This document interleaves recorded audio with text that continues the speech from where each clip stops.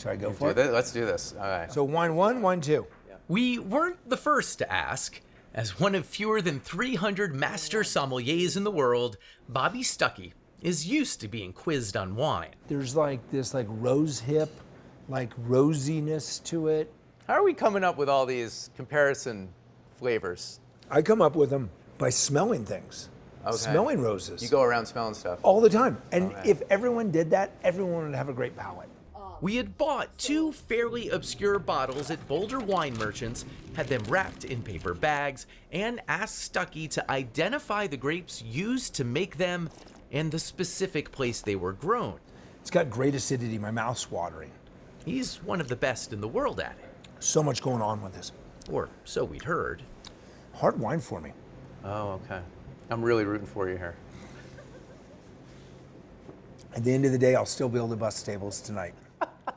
And yes, later that evening, that's exactly what he did. Work the floor of Frasca Food and Wine. You enjoying it? I love it. Oh, I love hearing that. So the tasting results in a bit. First, the backstory.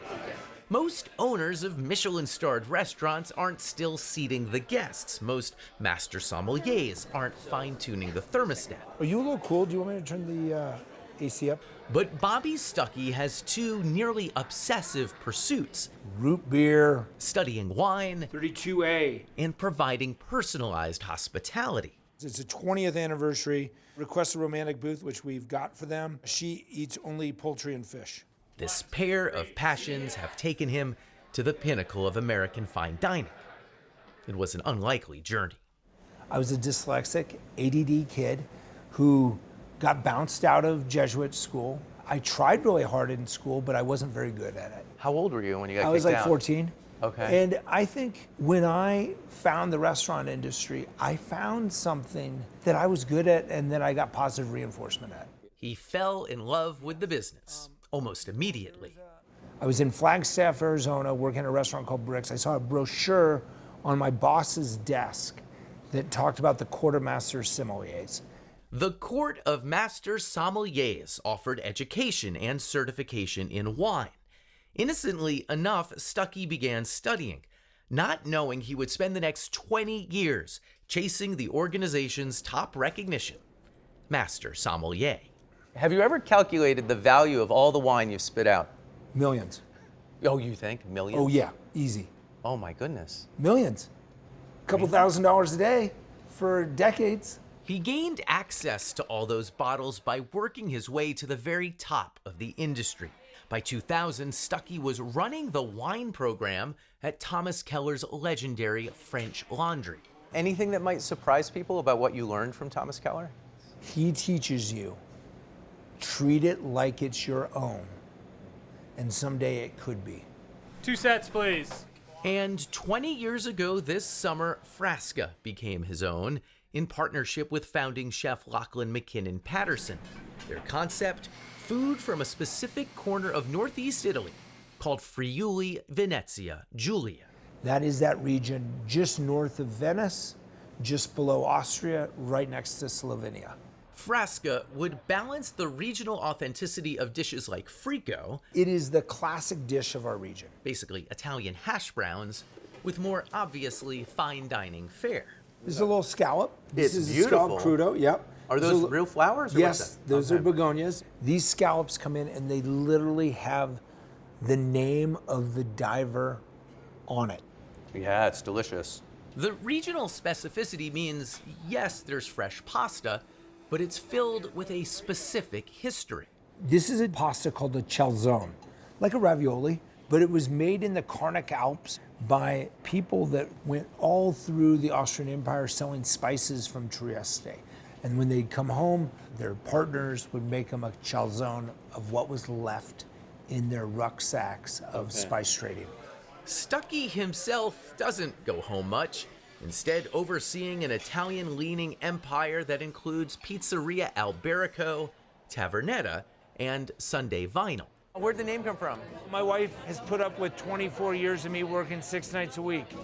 And on Sunday nights, we listen to vinyl and drink wine. The namesake restaurant lets everyone else do something similar. We pair an artist with kind of a cheeky theme. On this night, the music of ABBA, and unusual grape varietals. So this is Garnacha Tintoera. The theme, take a chance on me, There's a lot of sneaky grapes that don't get a lot of appreciation. which takes us back to the tasting.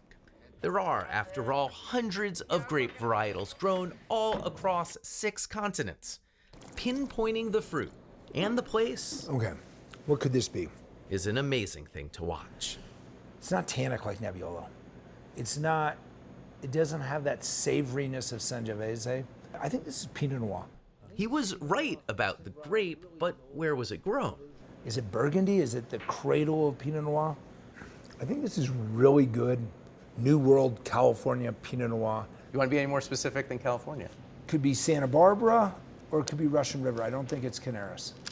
It is Russian River. Russian River, boom.